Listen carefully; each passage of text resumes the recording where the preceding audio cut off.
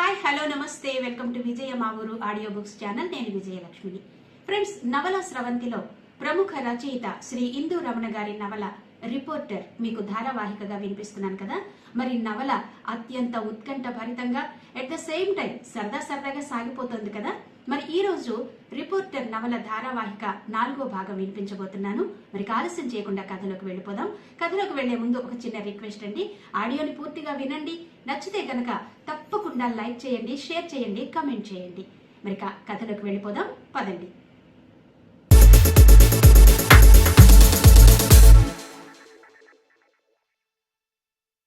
ఆ మర్నాడు ఉదయాన్నే జాగింగ్ పూర్తి చేసుకుని తండ్రి కొడుకులిద్దరూ ఇంట్లోకి అడుగు పెట్టారు.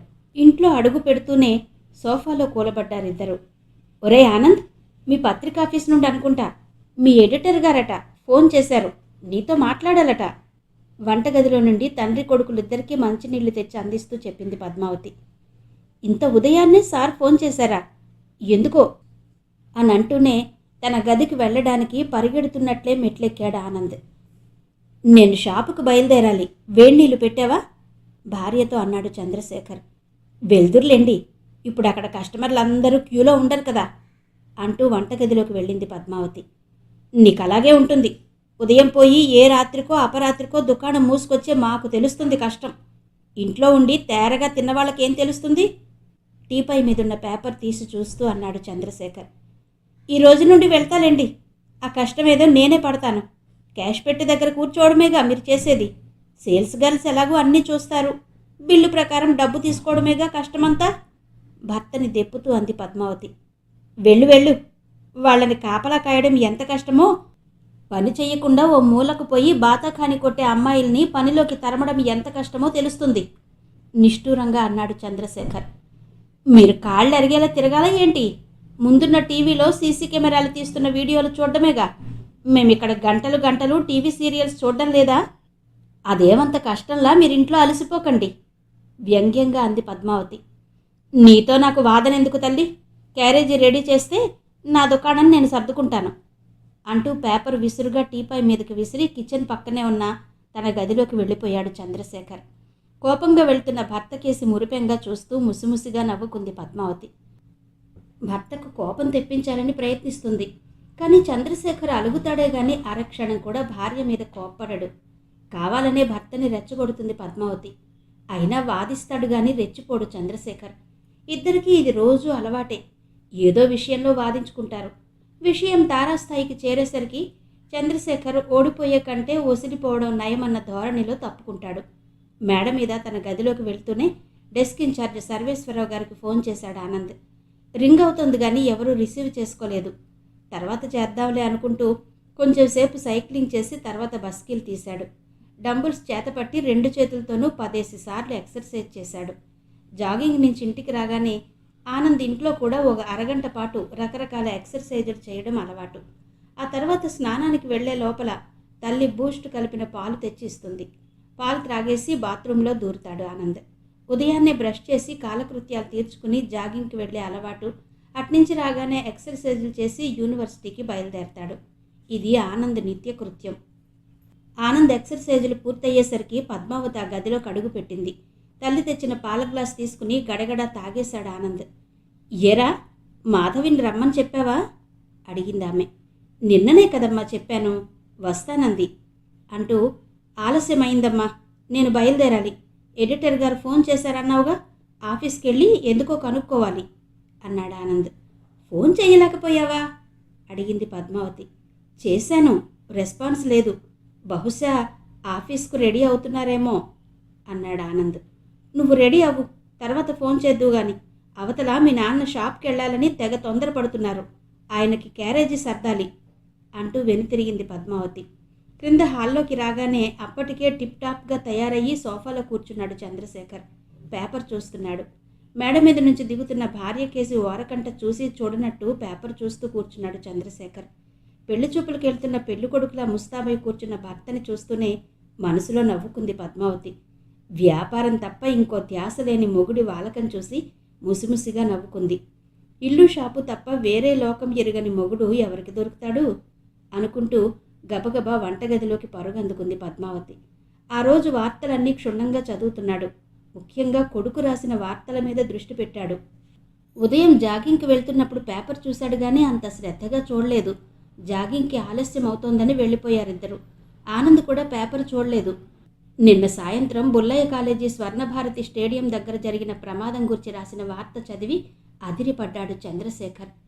మరణమా మారణకాండ అంటూ శీర్షిక పెట్టిన వార్త చదివి గజగజ వణికిపోయాడు చంద్రశేఖర్. ఏవండోయ్ పద్మావతి గారు, రండి, ఇది చూసారా? మీ అబ్బాయి నిర్వాకం చూడండి. వీడు మనల్ని బ్రతకనిచ్చేలా లేడు. భయం భయంగా కేకలేశాడు చంద్రశేఖర్. ఏమైందండి? ఎందుకలా రంకెలేస్తున్నారు? వంటగదిలో నుండి గాబరాగా వస్తూ అంది పద్మావతి. నావి రంకెలే. నీ సుపుత్రుడి పెంకిరాతలు చూస్తే నువ్వు రంకెవెయ్యవు, చిందులేస్తావు కోపంగా అన్నాడు చంద్రశేఖర్. అంత బాగా ఏం రాశాడండి అంటూ మొగుడి పక్కకొచ్చి నిలబడింది పద్మావతి. ఎడిషన్లో ఆ రోజు ఆనంద్ రాసిన వార్తలు చూపించాడు చంద్రశేఖర్. కొడుకు రాసిన వార్తలు చదువుతూనే గుండెలు బాదుకుంది పద్మావతి. తిన్నగా ఉండకుండా ఈ తిక్కరాతలేంటండి? చదివిన కొద్దీ వీడి మతిపోతోందంటారా? దాదాపు ఏడుస్తున్నట్టే అంది పద్మావతి. పోలీసులతో పెట్టుకుంటే వీడిని పోకిరి అని, పోరంబోకని, రౌడీ షీటర్గా రికార్డులు సృష్టిస్తారే. వీడి జీవితంలో ఇక జీతం అందకుండా చేస్తారే రుసరుసలాడుతూ అన్నాడు చంద్రశేఖర్. అసలే గుండె పగిలిపోతుంటే ఇంకా భయపెడతారేంటండి? ఈ రాతలు గీతలు మనకెందుకని వాడికి ఎలా నచ్చ చెప్పాలో ఆలోచించండి విసురుగా అని వంటగదిలోకి వెళ్ళిపోయింది పద్మావతి. పేపర్ చదువుతూ కూర్చున్న చంద్రశేఖర్ ఆనంద్ మేడ దిగి రాగానే చెడామడా తిట్టేయాలనే కసితో కూర్చున్నాడు. చదువుకుంటున్నాడు కదా, వాడి కష్టం సుఖం వాడే చూసుకుంటాడు. యూనివర్సిటీలో చదువుతున్న వాడికి కాసింత ఇంగితం ఉండదా అనుకున్నాడు. కానీ చేతిలో కలం ఉందని కన్ను మిన్ను కానకుండా రాస్తే మిగతా వాళ్ళు ఊరుకోవద్దు. అసలే పోలీసులు ఎలా స్పందిస్తారో ఏం చేస్తారో. పోలీసోడి కత్తికి రెండు వైపులా పదునుంటుందంటారు. ఏం జరుగుతుందో ఏమో. పేపర్ చదువుతున్నాడే గాని పరిపరి విధాల ఆలోచిస్తున్నాడు చంద్రశేఖర్. హాయ్ అంకుల్, ఆనంద్ ఇంట్లో లేడా అంటూ బుక్స్ చేత్తో పట్టుకుని హుషారుగా ఈల వేసుకుంటూ వచ్చిన చంటి చంద్రశేఖర్ని అడిగాడు. అప్పటికే ఆనంద్ మీద కోపంగా ఉన్న చంద్రశేఖర్ గున్నేనుగులా నడుచుకుంటూ వస్తున్న చంటిని చూడగానే రుసరుసలాడిపోయాడు. అడ్డగాడితలతో తిరుగుతున్నాడు కదా, వాడికి మనిషి బుద్ధులు ఎలా వస్తాయి? రాని గాడి కొడుకుని చెప్తాను. చంటిని పట్టించుకున్నట్టే నటిస్తూ తిట్ల దండకం మొదలుపెట్టాడు చంద్రశేఖర్. అయ్యో, ఆనంద్ మంచి బాలుడు అంకుల్. మీ అబ్బాయిని మీరే గాడిదా అడ్డగాడిదా అని తిడితే ఏం బాగుంటుంది అంకుల్? మిమ్మల్ని మీరే తిట్టుకుంటున్నట్టు లేదు అంటూ చంద్రశేఖర్కి ఎదురుగా సోఫాలో కూర్చున్నాడు చంటి. పని పాటు చదువు సంధ్యలు లేని వాళ్ళు జట్టు కడితే ఇలాగే మంచేదో చెడేదో తెలియకుండా ఏడుస్తాడు కోపంగా చంటికేసి చూస్తూ అన్నాడు చంద్రశేఖర్. ఏమైంది అంకుల్? వచ్చి రాగానే నన్ను టార్గెట్ చేస్తున్నారు బేలగా మొహం పెట్టి అన్నాడు చంటి. ఎదురుగా ఉన్నా మీ మిత్రుడిని ఇంతలా ఇన్ని రకాలుగా తిట్టగలనా? నిన్ను తిడితే వాడికి చెప్తావని ఉక్రోషంగా అన్నాడు చంద్రశేఖర్. అడుగో వస్తున్నాడుగా, తిట్టండి తిట్టండి అన్నాడు చంటి. సరిగ్గా అప్పుడే మేడమెట్లు దిగుతున్నాడు ఆనంద్. ఏమైందిరా? ఏంటి డాడీ వార్తలు? నవ్వుతూ హుషారుగా మేడమెట్లు దిగుతూ అన్నాడు ఆనంద్. ఏమైందిరా? ఇవాళ నువ్వేదో వార్త రాసావట కదా, ఇదిగో మీ మిత్రుడొచ్చి వాడికి అసలు బుద్ధుందా అంకుల్? పోలీసులకు వ్యతిరేకంగా ఏ అడ్డగాడిదన్నా ఇలాంటి వార్తలు రాస్తాడా చెప్పండి అంకుల్ అంటూ నన్ను తిడుతున్నాడు రా మధ్యలో అన్నాడు చంద్రశేఖర్. అరెరే, నేను కాదురా ఆనంద్, మీ డాడీయే అయోమయంగా అన్నాడు చంటి. ఆనంద్కేదో చెప్పబోతున్న చంటికేసి గుడ్లురిమి చూశాడు చంద్రశేఖర్. అందులో ఏముంది డాడీ? పోలీసులు ఏమైనా వాస్తవాన్ని కాదనలేరు కదా. 6 నెలల క్రితం రాజమండ్రిలో అరెస్ట్ అయ్యి జైల్లో ఉండాల్సిన తీవ్రవాది విశాఖపట్నంలో రోడ్డు ప్రమాదంలో మరణించడం అనుమానాలకు తావివ్వదా? నిజం రాబట్టాలంటే ఇలాంటి కోణంలో వార్తలు రాస్తేనే మనం ప్రజలకు చేరువ కాగలం, అంతే చాలా మామూలుగా అన్నాడు ఆనంద్. చాలే నీ వితండవాదం. రోడ్డు ప్రమాదాన్ని రోడ్డు ప్రమాదంగా రాయకుండా నీకెందుకురా ఈ డొంక తిరుగుడు రాతలు? వంటగదిలో నుండి వస్తూ అంది పద్మావతి. అమ్మా, నీకెందుకమ్మా బెంగ? ఏం కాదు. పోలీసులు మాత్రం మనుషులు కారా? వారికి చట్టాలుంటాయి. ఎవరు కావాలని తప్పు చేయరు. ఇది పోలీసులు చేశారనలేదుగా. ఏం జరిగి ఉంటుంది అని వార్త రాశాను. ఇప్పుడు ఇంకా అందరికీ తెలియాల్సిన ఎన్నో నిజాలు బయటకు వస్తాయి అన్నాడు ఆనంద్. ఏమోరా, నువ్వా మాకు ఒక్కగానొక్క నలుసువి. బాగా చదువుకోరా అంటే చదువుకుంటూ సమాజాన్ని ఉద్ధరిస్తానని ఇందులోకి దిగావు. తేలుతావో మునుగుతావో అర్థం కావడం లేదు. దాదాపు ఏడుస్తున్నట్టే కళ్ళొత్తుకుంటూ అంది పద్మావతి. అమ్మా, ఇది ప్రజాస్వామ్యం. నేను చేస్తున్నది జర్నలిజం. కండబలంతో సాధించలేనిది కలం బలంతో సాధించగలం. ఒక్క అక్షరం 1000 అక్షౌహిణుల సైన్యం చేసే అలజడి సృష్టిస్తుంది. కారణం లేకుండా ఎవరూ ఎవరిని ఏమీ చెయ్యలేరు. చదువుకున్న దానివి నువ్వు కూడా డాడీలా ఆలోచిస్తే ఎలా అమ్మా? తల్లిని 2 భుజాలు పట్టుకుని బుజ్జగిస్తూ అన్నాడు ఆనంద్. ఉరుమురిమి తిరిగి నా మీదే కురిసిందన్నట్టు ఎవడో. మీ అమ్మకంటే 2 క్లాసులు తక్కువ చదివానంటే ఒప్పుకుంటాను. అసలు చదువుకోలేదంటే సహించేది లేదు. ఇంటర్గాడిని ఇడియట్ని చెయ్యకండి. కోపం నటిస్తూ అన్నాడు చంద్రశేఖర్. ఏంటి అంకుల్, మీరు ఇంటర్ అయితే ఆంటీ డిగ్రీ చేశారా? అయ్యో, ఏ కలెక్టరో కావలసిన వారు ఈయన గారికి పెళ్ళంగా మిగిలిపోయారా ఆంటీ? ఆశ్చర్యంగా అన్నాడు చంటి. చాలు చాలేవోయ్, మీ ఫ్రెండ్ వచ్చాడు, ఇక కదలండి. చంటికేసి ఉక్రోషంగా చూస్తూ అన్నాడు చంద్రశేఖర్. ఉండండ్రా, టిఫిన్ అయిపోయింది, తినేసి వెళ్ళండి అంటూ గభాలన వంటగదిలోకి పరుగందుకుంది పద్మావతి. నా వాటా పక్కకు తీసి వీళ్లకు పెట్టవే బాబు. అసలే ఇక్కడ బకాసురుడున్నాడు, గిన్నెలు కూడా మింగేయగలడు. చంటికేసి కోరగా చూస్తూ అన్నాడు చంద్రశేఖర్. ఊరుకోండి అంకుల్, మీకంటే ఓ 2 వాటాలు ఎక్కువ తింటాను అంతేగా అన్నాడు చంటి సిగ్గుపడుతూ. ఇప్పటికే టైం అవుతోంది, బయట ఎక్కడన్నా చేస్తాం, ఆలస్యం అవుతోంది అంటూ ఆనంద్ కదలబోయాడు. ఉండరా, 10 నిమిషాల్లో ముగించేసి వెళ్దాం. బయట తినడానికి మన పర్సులో పైసలుండాలి కదా అన్నాడు చంటి. మెక్కరా నాన్న, మెక్కు. నిన్ను పెంచలేకే మీ నాన్న 4 రోడ్ల కూడలిలో నిలబడి 2 చేతులు చాచి ఎండలో పడి చావాల్సి వచ్చింది. చంటిని చూస్తూ అన్నాడు చంద్రశేఖర్.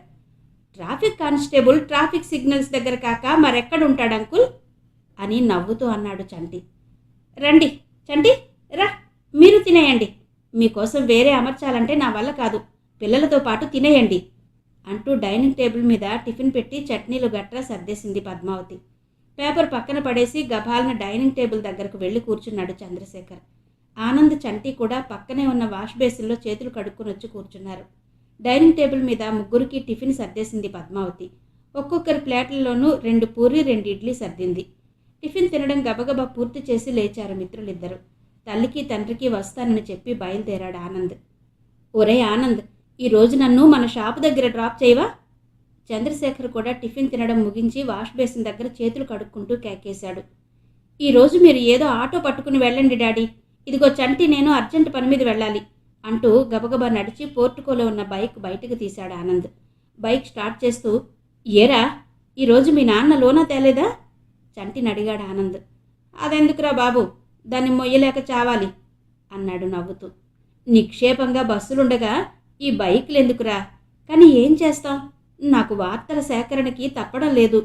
పేపర్లో వచ్చిందంతా బైక్ పెట్రోల్కే చాలడం లేదు అన్నాడు ఆనంద్.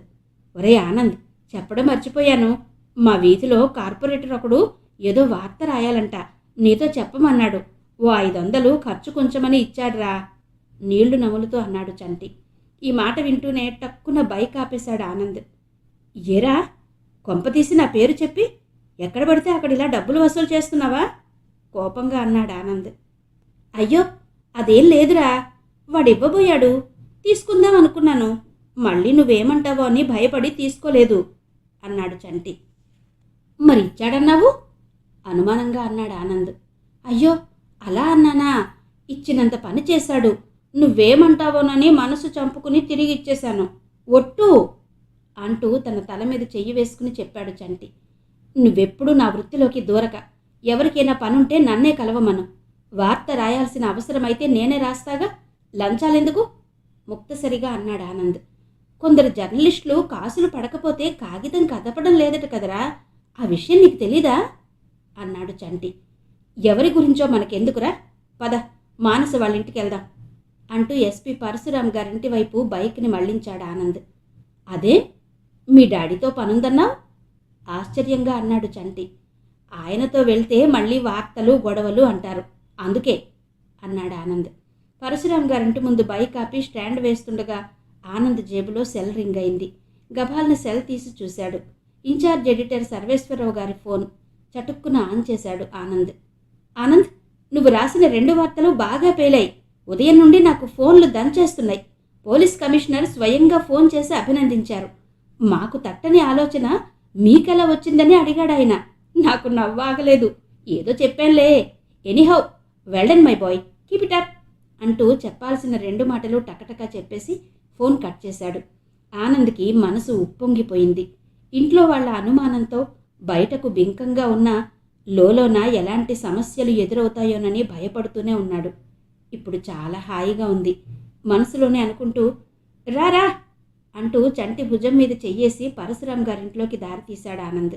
అప్పటికే పేపర్ చదువుతూ హాల్లో కూర్చున్న రిటైర్డ్ పరశురాం గారు ఆనంద్ని చూస్తూనే నవ్వుతూ పలకరించారు. రావయ్యా ఆనంద్, రా, నీ వార్తలే చదువుతున్నాను. చాలా బాగా రాశావు. నీ రీజన్ బాగుంది. ఎక్కడ పట్టావయ్యా అతని ఫోటోని? మినిస్టర్ బాంబ్ బ్లాస్టింగ్ వార్త కూడా బాగానే రాశావు. Heads of. ఆనంద్ రాసిన వార్తల మీద తన అభిప్రాయాన్ని గుక్క తిప్పుకోకుండా చెప్పారాయన. హాల్లోకి వచ్చిన వాళ్ళని కనీసం కూర్చోమనకుండా మీ సోదేంటండి? కిచెన్లో నుండి వస్తూ అంది రాజేశ్వరమ్మ. లేదాంటీ, అంకుల అభిప్రాయాన్ని చెప్పనియండి. మాకు మీరు మర్యాద చెయ్యాలా? ఇదిగో మేమే కూర్చుంటాంగా అని నవ్వుతూ సోఫాలో కూర్చున్నాడు ఆనంద్.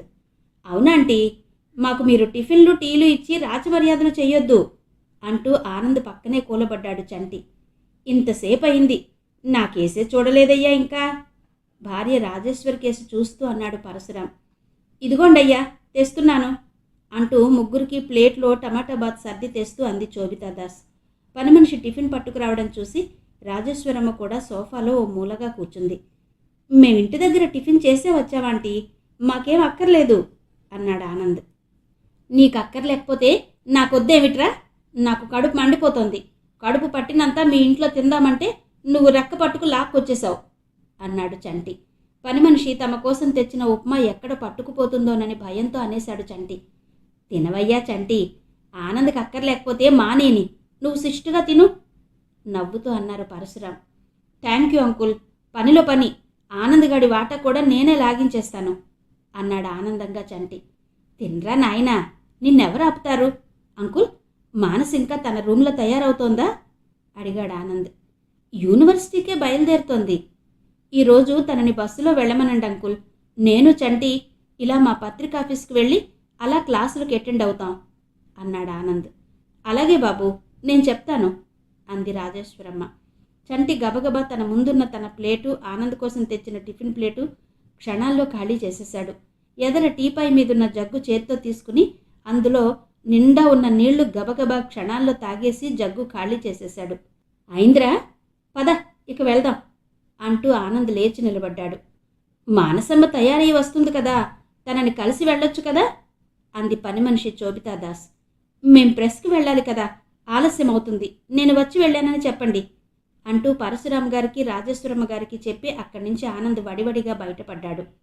ఆనంద్ వెనక చంటి కూడా బాణలాంటి పొట్ట పెట్టుకుని నడవలేక నడుస్తూ అనుసరించాడు.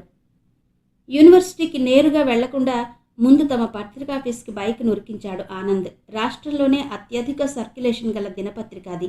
నిత్యం ప్రయోగాలతో ప్రజల ప్రయోజనాలకు పెద్దపీట వేసే పత్రిక అది. రాష్ట్రంలోని అన్ని ప్రధాన నగరాల్లోనూ జేగంట దినపత్రిక ప్రచురణ జరుగుతోంది.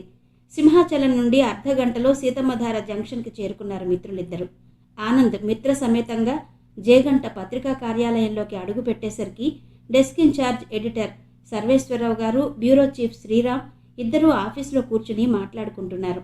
సాయంత్రం 5 అయితే గానీ సబ్ ఎడిటర్లు, డీటీపీ ఆపరేటర్లు, లేఅవుట్ ఆర్టిస్టులు ఎవరూ రారు. పత్రిక పనివేళలు సాయంత్రం 5 గంటలకే మొదలవుతాయి. తెల్లవారుజామున పత్రిక మార్కెట్లోకి విడుదలయ్యే వరకు ఎడిటోరియల్ డెస్క్ పనిచేస్తుంది. రాత్రి 12 గంటల వరకు డెడ్లైన్ వార్తల కోసం ఎదురుచూసి అప్పుడు పత్రిక పేజీలు ప్రింటింగ్ సెక్షన్కి పంపిస్తారు. ఆ రోజు దినపత్రికలో వచ్చిన వార్తలు, వాటి మీద వచ్చిన స్పందనలు తెలుసుకోవడానికి పత్రిక ప్రధాన కార్యాలయానికి పంపించాల్సిన సమాచారం ఏదైనా ఉంటే పంపించడానికి 10-11 గంటల మధ్య ముఖ్య నిర్వాహకులందరూ హాజరవుతారు. పరిపాలనా విభాగం, ప్రకటనల విభాగం సిబ్బంది మాత్రం ఉదయం నుండి సాయంత్రం వరకు పనిచేస్తారు. ఆనంద్ ఆఫీసులో అడుగు పెట్టేసరికి చీఫ్లిద్దరూ నవ్వుతూ విష్ చేసి సాదరంగా ఆహ్వానించారు. వెల్డన్ ఆనంద్, ఈరోజు నీ వార్తలు 2 భలేగా పేలాయి. పోలీస్ కమిషనర్ దగ్గర నుండి నగరంలో ఉన్న పోలీస్ అధికారులందరూ ఒకటే హడావిడి నవ్వుతూ చెప్పాడు ఎడిటర్ సర్వేశ్వరరావు. చెప్పా కదండి, ఆనంద్ అవగాహన లేనిది ఎలాంటి వార్త రాయడని. Brilliant presentation. ఆనంద్, కంగ్రాట్స్. ఆనంద్కి షేక్ హ్యాండ్ ఇచ్చాడు bureau chief Sriram. Thank you sir. మీ ఇద్దరి సపోర్ట్ లేకపోతే ఇలాంటి ప్రమాదకరమైన వార్తలు నేను రాయగలనా సార్? ఆ క్రెడిట్ అంతా మీదే ఆనందంగా అన్నాడు ఆనంద్. పోలీసుల నుండి మీకు ఎలాంటి థ్రెట్టింగ్ ఎదురైనా నాకు ఫోన్ చేయండి ఆనంద్ అన్నారు ఎడిటర్ సర్వేశ్వరరావు. ఈ వార్తల్లో వాళ్ళని మనం ఎక్కడా విమర్శించలేదు కదా సార్ అన్నాడు ఆనంద్. విమర్శించక్కర్లేదు, కానీ రాజమండ్రి జైల్లో ఉండాల్సిన వాడు ఇక్కడ ఎలా ప్రమాదంలో చిక్కుకున్నాడని రాశాం. అది చాలదా రాష్ట్రం మొత్తం అట్టుడికిపోవడానికి? ఈ వార్త చదివాక ఎలక్ట్రానిక్ మీడియా కూడా ఈ కోణంలో లేనిపోని కథనాలు సృష్టించి పోలీసుల్ని బదనాం చేయడానికి అన్నారు బ్యూరో చీఫ్ శ్రీరామ్. కరెక్టే సార్, కానీ నాదో అనుమానం. చనిపోయిన వ్యక్తి బెయిల్ మీద బయటకు వచ్చాడేమో కదా అనుమానంగా అన్నాడు ఆనంద్. ఎస్, పోలీసులు కూడా అదే చెప్తారు. బహుశా మీరన్నదే జరుగుంటుంది. చూద్దాం, తీగలాగితే డొంక కదులుతుందంటారు. మనకు కావాల్సింది కూడా నిజమేగా అన్నాడు ఎడిటర్ సర్వేశ్వరరావు. ఇంతలో ఎడిషన్ మేనేజర్ అక్కడికి వచ్చారు. ముగ్గురిని చూసి నవ్వుతూ విష్ చేశాడు. ఆనంద్, మీరేనా ఈరోజు 2 వార్తలు రాసింది? కంగ్రాట్స్. మన హెడ్ ఆఫీస్ నుండి మీకు వచ్చిన కంగ్రాట్స్ వెలువ తట్టుకోలేకపోతున్నాను. Anyhow congrats. ఇంకా మున్ముందు మంచి మంచి వార్తలు రాయాలని కోరుకుంటున్నాను అన్నాడు edition manager. Thank you sir. Sir, మీకు అభ్యంతరం లేకపోతే మన ఫోటోగ్రాఫర్ని నా ఫోన్కి వెంటనే స్పందించేలా కొంచెం చెప్పండి సార్ రిక్వెస్టింగ్గా అన్నాడు ఆనంద్. మీరే ఓ కెమెరా కొనుక్కోండి, కావాలంటే అడ్వాన్స్ ఇస్తాను. మీ సెల్ ఫోన్ బిల్లు కూడా మన పత్రిక భరిస్తుంది. మీరు మాత్రం ఎలాంటి వార్త మిస్ కాకండి. నగరంలో మీకు ఎదురైన ఏ వార్తని నా ఏరియా కాదని వదిలేయకండి. మీ బ్యూరో చీఫ్తో మాట్లాడి వార్తని మిస్ కాకుండా చూడండి. జనరల్ వార్తలు ఎలాగూ ఆ ఏరియా రిపోర్టర్లు కవర్ చేసుకుంటారు. ఫీచర్స్ ఇన్వెస్టిగేషన్ రాయడానికి మాత్రం మీకు పూర్తి అధికారం ఇస్తున్నాము. ఏమంటారు సార్ ఎడిటర్ గారు? మనం ముగ్గురం గంట క్రితం మాట్లాడుకున్న విషయం చెప్పలేదా అడిగాడు మేనేజర్. లేదు సార్, అంతవరకు మా చర్చ ఇంకా సాగలేదు. ఈలోగా మీరు వచ్చారు. ఆనంద్, సార్ చెప్పినట్టు మీరు మన పత్రికకి వెరీ వెరీ స్పెషల్ రిపోర్టర్ అనుకోండి. మీ రాతకి హద్దులు లేవు. అలాగని లీగల్ మ్యాటర్లలో తలదొర్చకండి. ఆల్ ద బెస్ట్ ఆనందంగా అన్నాడు సర్వేశ్వరరావు. థ్యాంక్స్ సార్ సంతోషంగా అన్నాడు ఆనంద్. ఆనంద్ పక్కనే కూర్చుని అంతా వింటున్న చంటి మోచేత్తో ఆనంద్ని గుద్దుతున్నాడు. చంటి మనసులో మాట ఆనంద్కి తెలుసు, కానీ సమయం రావాలి కదా అని ఆలోచిస్తున్నాడు. చంటికి కూడా పేపర్లో పార్ట్ టైంగా ఏదో పని చేయాలని కోరిక. అదే విషయం ఆనంద్ని వారం రోజులుగా బుర్ర తింటున్నాడు. ఈరోజు పని పెట్టుకుని ఆనంద్ వెనుక ఆఫీస్కి రావడానికి కారణం అదే. సార్, నాదో చిన్న రిక్వెస్ట్ నమ్రతగా అన్నాడు ఆనంద్. అక్కడున్న ముగ్గురు ఆశ్చర్యంగా ఆనంద్ కేసు చూసి చెప్పండి అన్నారు ఒక్కసారి. వీడు మా ఫ్రెండ్, నాతోనే ఎంఏ తెలుగు చేస్తున్నాడు. మన ప్రెస్లో పార్ట్ టైం ఏదైనా జాబ్ ఉంటే నసుగుతూ చెప్పాడు ఆనంద్. ఈయన ఏం చేయగలరు? రిపోర్టింగ్. ఎడిటర్ సర్వేశ్వరరావు ప్రశ్నార్థకంగా చంటి మొహంలోకి చూశారు. అయ్యో, రిపోర్టింగ్ నాకు చేత కాదు సార్. పేరుకు తెలుగు స్టూడెంట్నే కానీ అక్షరాలు సరిగ్గా రావు సార్ భయంగా అన్నాడు చంటి. ఏదో బట్టి పట్టి పరీక్షలు రాయొచ్చు కానీ సొంతంగా పేజీలకు పేజీలు రాయడం తన తరమా అనుకున్నాడు. మరి ప్రెస్లో ఏం చేయగలరు ఆలోచిస్తూ అన్నారు సర్వేశ్వరరావు. రికార్డ్ అసిస్టెంట్ ఆలోచనగా అన్నాడు శ్రీరామ్. అతన్ని చూస్తుంటే పేపర్ బాయ్గా కూడా పని చేయలేరు సార్ నవ్వుతూ అన్నాడు మేనేజర్. ఎనీహౌ, మన ఆనంద్ చెప్పాడు కనుక కనీసం అటెండర్గానైనా తీసుకుందాం అన్నారు ఎడిటర్ సర్వేశ్వరరావు. Thanks sir. పేపర్లో ఏ ఉద్యోగం అయితే ఏం సార్, ప్రెస్ ఐడెంటిటీ కార్డు ఇస్తారు కదా, అది చాలు అన్నాడు ఆనందంగా చంటి. అవాక్కయ్యారు ముగ్గురు ఆశ్చర్యంతో. థ్యాంక్స్ సార్, వస్తాం సార్. యూనివర్సిటీకి టైం అవుతోంది. ఈరోజు సాయంత్రం నుండి మా వాడు వస్తాడు, రమ్మంటారా అన్నాడు ఆనంద్. అలాగే. ముగ్గురు ఒకరి ముఖాలు ఒకరు చూసుకుంటూ చంటికేసి విచిత్రంగా చూస్తూ ఉండిపోయారు. మిత్రులిద్దరూ పత్రికాఫీసు నుండి బయటకు వచ్చారు. ఆనంద్ బైక్ స్టార్ట్ చేశాక చంటి ఎక్కి కూర్చుంటూ అన్నాడు. ఒరే ఆనంద్, అటెండర్ ఉద్యోగమని అడ్డమైన పనులు చెప్పొద్దనరా. గ్రాడ్యుయేట్ లేబర్గా గుర్తించి కొంచెం గౌరవించమనరా బాబు. ఒరే చంటి, వృత్తిని నమ్ముకున్నాక చెత్త చెదారమని చూడకూడదు. అవసరమైతే బాత్రూములు మన ఇంట్లో మనమే కడుక్కోవడం లేదు, ఇది అంతే అన్నాడు నవ్వుతూ. ఒరే ఆనంద్, నేనంటే ప్రేమే కదరా బాబు నీ మిత్రుడుగా కొంచెం కనికరించి పనులు చెప్పమనరా ప్లీజ్. నా జేబు ఖర్చుకి ఇబ్బందే ఈ పని చేద్దాం అనుకుంటున్నాను. చిల్లర తిల్లకి చిల్లర కరువై ఈ నిర్ణయానికి వచ్చాను ఆనంద్ని బ్రతిమిలాడుతూ అన్నాడు చంటి. అలాగే లేరా అంటూనే బైక్ని మద్దెలపాలెం దాటించి యూనివర్సిటీ క్యాంపస్ లోపలకు పోనిచ్చాడు ఆనంద్. అప్పటికే ఆర్ట్స్ కాలేజీ ఆవరణంతా హడావిడిగా ఉంది. విద్యార్థులంతా గుంపులు గుంపులుగా మూగి ఉన్నారు. పోలీస్ కమిషనర్ కార్యాలయం. నగరంలో ఉన్న పోలీస్ అధికారులంతా ఉదయం 9 గంటలకే కమిషనర్ కార్యాలయానికి వచ్చి చేరుకుంటున్నారు. ఎస్ఐ స్థాయి నుంచి పై స్థాయి అధికారులందరూ కమిషనరేట్కి వస్తున్నారు. ఆ రోజు అత్యవసర సమావేశం ఏర్పాటు చేయడం జరిగిందని ముందు రోజు రాత్రే అందరికీ సమాచారం అందింది. మంత్రి కాన్వాయ్పై బాంబు దాడి రాష్ట్రమంతటా అలజడి సృష్టించింది. రాష్ట్రంలో కొన్ని ప్రాంతాల్లోనే తీవ్రవాదుల ప్రభావం ఉందని, నగర పరిధిలో దురాగతాలకు పాటుపడదని పోలీసులు యంత్రాంగమంతా ఆదమర్చి ఉన్నప్పుడు హఠాత్తుగా జరిగిన బాంబు దాడి అందరినీ కలవరపరిచింది. అదీకాక ప్రముఖ పుణ్యక్షేత్రమైన సింహాచలంలో దైవ దర్శనానికి వస్తున్న మంత్రిగారి కాన్వాయ్పై బాంబు దాడితో మారణహోమం సృష్టించడం పోలీసు అధికారులెవరూ జీర్ణించుకోలేకపోతున్నారు. ముఖ్యమంత్రి, హోంమంత్రి దగ్గర నుండి పోలీసు అధికారులందరూ కమిషనర్ మీద అగ్గి మీద గుగ్గిలమైపోతున్నారు. సహకార శాఖ మంత్రి తీవ్రవాదుల హిట్ లిస్టులో ఉన్నట్టు పోలీసులకు ఎలాంటి ముందస్తు సమాచారం లేదు. అందువలన మంత్రిగారు ఎప్పటిలాగే దేవుడి దర్శనానికి వెళ్తున్నారనేసరికి పెద్దగా సెక్యూరిటీ ఏర్పాటు చేయలేదు. అదీకాక మంత్రిగారు కూడా స్థానికంగానే నివాసం ఉండడం వలన అట్టే ఎవరూ పట్టించుకోలేదు. కానీ ఇప్పుడు సాక్షాత్తు రాష్ట్ర మంత్రివర్యుల మీదే బాంబు దాడి జరగడం, ఆ ప్రమాదంలో మంత్రిగారితో పాటు ఒకరిద్దరు కార్యకర్తలు చనిపోవడం తీవ్ర సంచలనమైపోయింది. కమిషనర్కి బుర్రంతా వేడెక్కిపోతోంది. తీవ్రవాదులు ఏజెన్సీ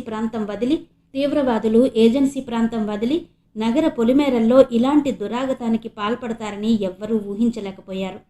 నగరంలో ఎక్కడని ఎవరికని భద్రత కల్పించగలరు? నగరంలో ఎక్కడ చూసినా రద్దీ.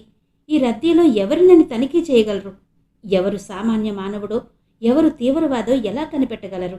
అప్పటికీ నగరమంతా ప్రధాన కూడలిలో సీసీ కెమెరాలు ఏర్పాటు చేయిస్తున్నారు. ఈలోగా ఈ దుర్ఘటన జరిగింది. నగరంలో అయితే సీసీ కెమెరాలు ఏర్పాటు చేయొచ్చు. నగర శివారు ప్రాంతాల్లో ఎలా కుదురుతుంది? కమిషనర్ మెదడు నిండా ఎడతగని ఆలోచనలు సుడులు తిరుగుతున్నాయి. కమిషనరేట్ మీటింగ్ ఛాంబర్లో కూర్చున్నాడు కానీ కమిషనర్ పరిపరి విధాల ఆలోచిస్తూనే ఉన్నారు. అసిస్టెంట్ కమిషనర్ స్థాయి అధికారులంతా కమిషనర్ కార్యాలయంలోకి అడుగుపెట్టారు. అందరికీ గుండెల్లో దడగానే ఉంది. సిఐలు, ఎస్ఐలు ఒకరి తర్వాత ఒకరు అందరూ నెమ్మదిగా మీటింగ్ ఛాంబర్లోకి అడుగుపెట్టారు. సాధారణంగా ఎప్పుడూ పోలీస్ అధికారులందరూ వచ్చాక కానీ కమిషనర్ మీటింగ్కి హాజరయ్యేవారు కాదు. కానీ ఈరోజు సాక్షాత్తు కమిషనర్ గారే ముందుగా వచ్చి మీటింగ్ హాల్లో కూర్చుని ఎదురుగా దర్శనమిచ్చేసరికి పోలీస్ అధికారులంతా అదిరిపడ్డారు. ప్రోటోకాల్ ప్రకారం ఎవరి హోదాకి తగ్గట్టు వారు తమ తమ సీట్లలో ఆసీనులయ్యారు. కమిషనర్ ఈ లోకంలోనే లేరు, ఏదో దీర్ఘాలోచనలో ఉన్నారు. పోలీస్ అధికారులంతా కూర్చుంటూ కమిషనర్ని విష్ చేస్తూ సెల్యూట్ చేస్తున్నారు. కానీ ఆయన అదేదీ గమనించడం లేదు. పోలీస్ అధికారులందరూ వచ్చాక మీటింగ్ హాల్ తలుపులు బిడాయించాడు commissionerate public relation officer. Meeting ప్రారంభించాల్సి ఉందని కమిషనర్ పక్కకు వెళ్ళి నెమ్మదిగా దగ్గి కమిషనర్ను ఇహానికి తీసుకొచ్చాడాయన. పిఆర్ఓ చిన్నగా శబ్దం చేస్తూ ఏదో చెప్పబోయేసరికి ఉలిక్కిపడి ఇహానికొచ్చారు కమిషనర్. తన ఎదురుగా కూర్చున్న పోలీస్ అధికారులందరినీ చూసి నవ్వుతూ విష్ చేశారు. సారీ మై డియర్ ఫ్రెండ్స్, నేనింత దీర్ఘాలోచనలోకి వెళ్ళిపోవడానికి కారణం ఈసరికి మీలో చాలామంది గ్రహించే ఉంటారు. మన ముందున్న సమస్య అంత తీవ్రమైనది. ఈ విషయం చర్చించడానికే మీ అందరినీ ఇక్కడికి ఆహ్వానించాను.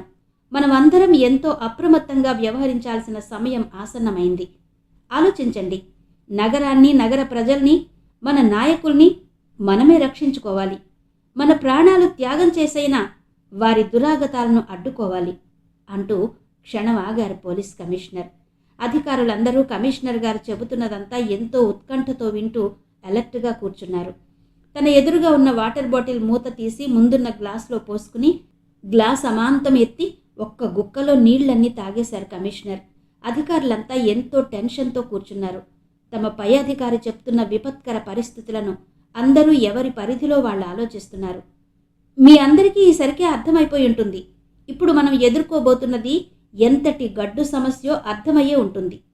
ఇంతమంది మరణానికి కారణమైన వార్ కార్యకర్తలు ఇంకా ముందు ముందు ఎలాంటి అవాంఛనీయ సంఘటనలకు పాల్పడతారో మనమెవరం ఊహించలేం. అందుకే చెబుతున్నా, నగరం నలుమూలల నుండి డేగ కళ్ళతో కాపలా కాయాలి.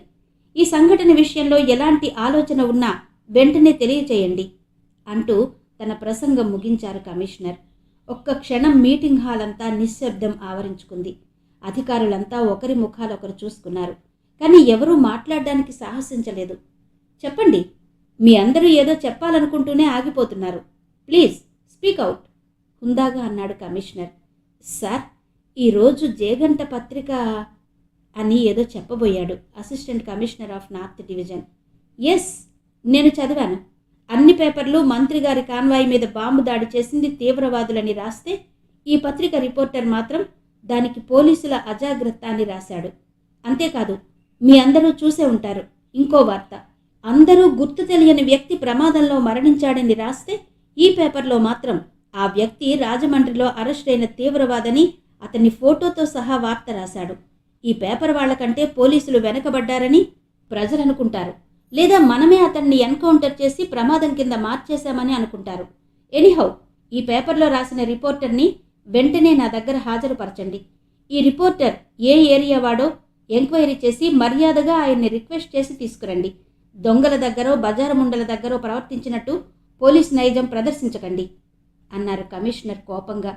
పోలీస్ అధికారులంతా ఆయన చెప్పింది మౌనంగా విన్నారు. తాము చెప్పాలనుకున్న విషయాలన్నీ ఆయనే నోరు విప్పి చెప్పేసరికి ఎవరూ పెదవి కదపలేకపోయారు. సమావేశం ముగిసిందని కమిషనరే ముందుగా లేచి మీటింగ్ హాల్లో నుండి వెళ్ళిపోయేసరికి పోలీస్ అధికారులందరూ హాయిగా ఊపిరి పీల్చుకున్నారు.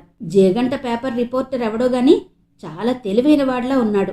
6 నెలల క్రితం రాజమండ్రిలో పడిన వార్తను పట్టుకుని అనాథ శవాన్ని తీవ్రవాదని నిరూపించాడు. ఈ వార్త రాకపోతే దిక్కు మొక్కు లేని శవంగా కేసు క్లోజ్ చేసేవారు. పోలీస్ అధికారులందరూ మనసులోనే ఆ రిపోర్టర్ ఎవరా అని ఒక్కసారి ఆలోచనలోకి వెళ్లారు. పేపర్లో కూడా ఏరియా డేట్ లైన్ వేయకుండా విశాఖపట్నం అని రాశారు. ఇలాంటి కొన్ని ముఖ్యమైన వార్తలకి స్థానిక రిపోర్టర్లను ఎవరూ అటాక్ చేయడానికి వీలు లేకుండా డేట్ లైన్ మార్చేస్తారు. పోలీస్ అధికారులందరూ ఆ ఖతర్నాక్ ఎవరబ్బా, ఎక్కడైనా ఎప్పుడైనా చూశామా అని ఆలోచిస్తూ కదిలారు. యూనివర్సిటీ ఆవరణలో స్కూటర్ స్టాండ్ దగ్గర నిలబడి కాలేజీ లోపలికి వస్తున్న విద్యార్థులను ర్యాగింగ్ చేస్తున్నారు నరహరి బృందం. దూరం నుండే నరహరి బృందాన్ని చూస్తూనే కొందరు గేటు దాటుతూనే పరుగందుకున్నారు. సరళ మేడం క్లాసుకు ఆలస్యం అవుతోందన్న తొందరలో ఆర్ట్స్ కాలేజీ మెయిన్ గేట్లో నుండి గాభరాగా నడిచి వస్తోంది. ఆమెను చూస్తూనే నరహరి మనసులోనే వికృతంగా నవ్వుకున్నాడు.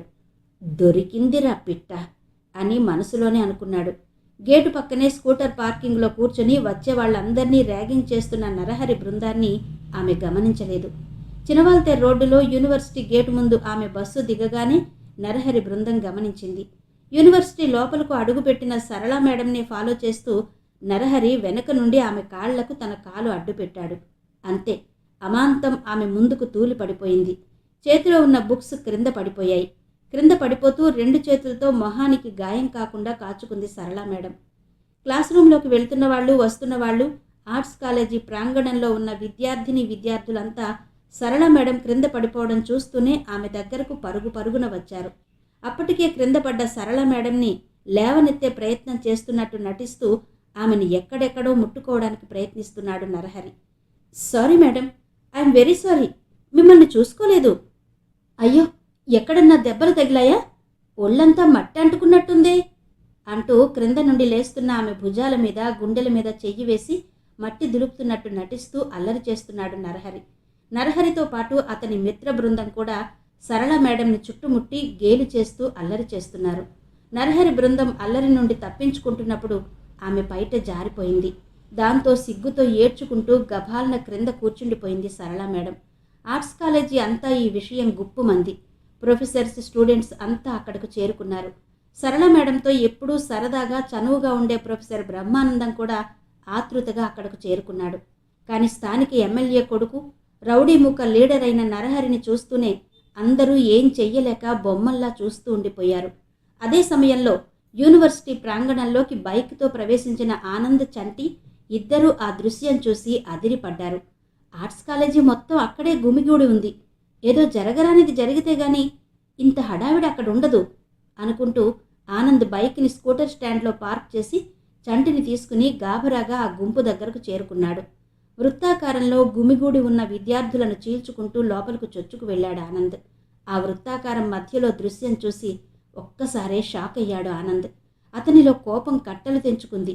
ఆ గుంపు మధ్యలో సిగ్గుతో కుంచుకుపోతూ 2 ముడుకుల మధ్య తల అంచి ఏడుస్తూ కూర్చుంది సరళా మేడం. ఆమె చుట్టూ చేరి అల్లరి చేస్తున్న నరహరి బృందం గుండ్రంగా తిరుగుతూ నవ్వుతూ గేలి చేస్తూ ర్యాగింగ్ చేస్తున్నారు. గభాలను నరహరి బృందాన్ని 2 చేతులతో పక్కకు నెట్టి సరళ మేడం దగ్గరికి వెళ్ళి నిలబడ్డాడు ఆనంద్. మేడం, మీరు లేవండి, నేనున్నాను అంటూ ఆమెకు చేయూతనిచ్చి నడిపించుకుని వెళ్ళి విద్యార్థుల మధ్యకు తీసుకెళ్లాడు ఆనంద్. ఏరా, నువ్వేం పోటుగాడివా? ఇంతమంది ఇక్కడున్నా ఎవరూ ముందుకు రాలేదు, నువ్వు హీరోననుకుంటున్నావా? ఆనంద్ దగ్గరకు వెళ్ళి గదమాయించాడు నరహరి. నువ్వేనా మేడం గారిని అల్లరి చేసింది? నీకు దమ్ముంటే ఇప్పుడు మేడం గారిని అల్లరి పెట్టు అంటూ నరహరి గుండెల మీద చెయ్యేసి గట్టిగా నెట్టాడు ఆనంద్. 2 అడుగులు వెనక్కి వెళ్ళి మళ్లీ ముందుకొచ్చిన నరహరి విసురుగా ఆనంద్ మీదకు వెళ్ళి కాలితో బలంగా ఒక్క తన్ను తన్నాడు. ఊహించని ఈ హఠాత్ పరిణామానికి ఆనంద్ తూలి గుంపుగా ఉన్న విద్యార్థుల మీద పడ్డాడు. కోపాన్ని అదిమి పెట్టుకుంటూ తన కుడి చేతుకున్న సాయిబాబా ఉంగరాన్ని ఒక్క క్షణం చూసి నిగ్రహంగా నిలబడ్డాడు ఆనంద్.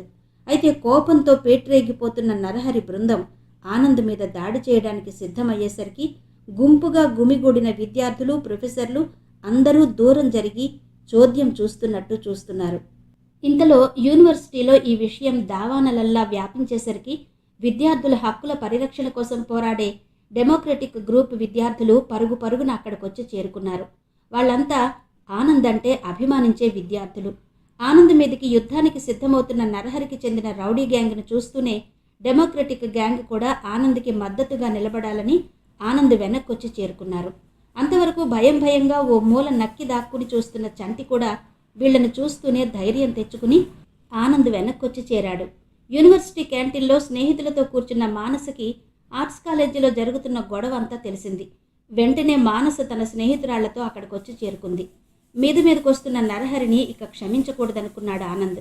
రెండోసారి కూడా తన్నాలని మీదకొచ్చిన నరహరి మెడ మీద ఒక్క చెయ్యి వేసి మరో చేత్తో పొట్టలో బలంగా గుద్దాడు ఆనంద్. ఆ దెబ్బకి అమ్మా అని గావుకెక్క పెట్టి క్రింద కూలబడ్డాడు నరహరి. అంతవరకు ఎదురులేని రాక్షసుడిలా విర్రవీగిపోతున్న నరహరి క్రింద కూలబడి బాధతో మూలిగేసరికి సిగ్గుతో బాధతో తలదించుకుని కన్నీరు పెట్టుకుంటున్న సరళ మేడం ఒక్కసారే దిగ్గున తల ఎత్తి నరహరిని యావగింపుగా చూస్తూ చిన్నగా నవ్వుకుంది. ఆమె ఎంత దాచాలన్నా ఆమె మనసులోని ఆనందం పెదవులు దాటి బయటకొస్తోంది. ఆనంద్ కోపంతో బలంగా నరహరిని అలా కొట్టేసరికి అంతవరకు స్తబ్దుగా నిలబడి చూస్తున్న వాళ్లంతా ఒక్కసారే పట్టరాని ఆనందంతో చప్పట్లు చరిచారు. రౌడీ గ్యాంగ్కి ఏం పాలుపోలేదు. అక్కడ గుమిగూడిన వాళ్లంతా ఆనంద్ పక్షం నిలబడ్డారని తెలిసిపోయింది. అది కాక ఎలాంటి గొడవ జరిగినా ఆనంద్ వెనుక మేమున్నామంటూ నిలబడ్డ మరో గ్యాంగ్ను చూస్తూనే నరహరి బృందానికి ప్యాంట్లు తడిసిపోయాయి. అంతే, నరహరి బృందమంతా నరహరిని చేతుల్లో ఎత్తుకుని స్కూటర్ స్టాండ్ దగ్గరికి మోసుకుపోయారు. సరళ మేడంని నరహరి బృందం అల్లరి చేయడం చూస్తూనే ఆర్ట్స్ కాలేజీ ప్రిన్సిపల్ వెంటనే పోలీస్ స్టేషన్కి రిపోర్ట్ చేశారు. పోలీసులు వచ్చేసరికి గొడవంతా సద్దుమణిగిపోయింది. చాలా థ్యాంక్స్ ఆనంద్, నన్ను ఆ వెధవల నుండి కాపాడావు.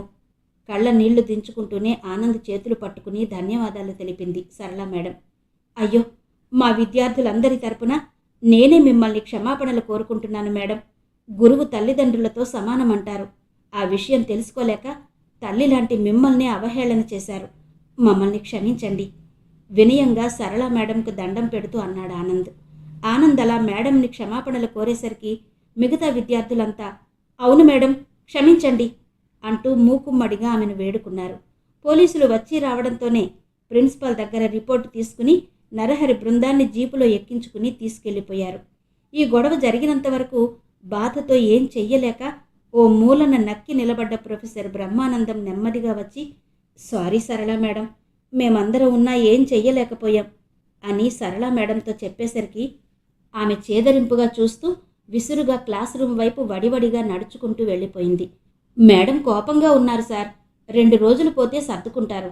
అంతవరకు మీరు కొంచెం దూరంగా ఉండండి బ్రహ్మానందంతో అన్నాడు ఆనంద్. విద్యార్థులు, ప్రొఫెసర్లు గొడవ సద్దుమణగగానే ఎవరి దారిన వాళ్ళు వెళ్ళిపోయారు. మానస సంతోషంతో ఉప్పొంగిపోయింది. ఆనంద్లో ఎన్నడూ చూడని కోపం, ధైర్యం, సాహసం చూసి ఒక్క క్షణం తన కళ్ళని తానే నమ్మలేకపోయింది. కాలేజీలో ఇంతమంది ఏదో వింత చూస్తున్నట్టు చూస్తున్నారే గాని సరళ మేడంని రక్షించాలన్న ఇంగిత జ్ఞానం గాని ధైర్యం గాని ప్రదర్శించలేకపోయారు. ఆనంద్ ఇప్పుడు మానస కళ్ళకి మాస్ మసాలా సినిమా హీరోలా కొండంత ఎత్తుకు ఎదిగి కనిపిస్తున్నాడు. ఆనంద్, రా, నీతో పనుంది అంటూ స్కూటర్ స్టాండ్ వెనక్కి ఆనంద్ చెయ్యి పట్టుకుని బరబరా ఈడ్చుకుపోయింది మానస. ఆనంద్కేం అర్థం కాలేదు. నిన్నటి నుండి తనతో మాట్లాడకుండా మూడీగా ఉన్న మానస ఒక్కసారే ఇలా వింతగా ప్రవర్తించేసరికి అచేతనంగా ఆమెను అనుసరించాడు ఆనంద్. స్కూటర్ వెనుక యూనివర్సిటీ ప్రహారీ, స్కూటర్ స్టాండ్ గోడ ఉన్నాయి. ఆ రెండు గోడల మధ్యలో ఒక్క మనిషి మాత్రమే పట్టేంత ఏకాంత ప్రదేశం అది. ఈ సందులోకి మానస ఎందుకు లాక్కొచ్చిందో ఆనంద్ గ్రహించే లోపునే అతని మొహాన్ని తన రెండు చేతుల్లోకి లాక్కుని బలంగా బుగ్గల మీద ముద్దు పెట్టుకుంది మానస. అవసరం మేరకు కోప్పడేవాడు మనిషి, అనవసరంగా కోప్పడేవాడు మూర్ఖుడు. నీలో మంచి మనిషి కనిపిస్తున్నాడు ఆనంద్ అంటూ ప్రశంసిస్తూ పరిగెట్టి పారిపోయింది మానస. ఆనంద్ హతాశుడై శిలలా నిలబడి ఉండిపోయాడు. పిచ్చి మానస ఆనందాన్ని తట్టుకోలేదు, ఆవేశాన్ని ఆపుకోలేదు, ఆవేదనని భరించలేదు. మనసులోనే అనుకుని చిన్నగా నవ్వుకున్నాడు ఆనంద్. విన్నారు కదండి, ప్రముఖ రచయిత శ్రీ ఇందు రమణ గారి రిపోర్టర్ నవల ధారావాహిక 4వ భాగం. మిగిలిన కథ తర్వాతి భాగాల్లో వినిపిస్తాను. అంతవరకు సెలవు. నమస్తే.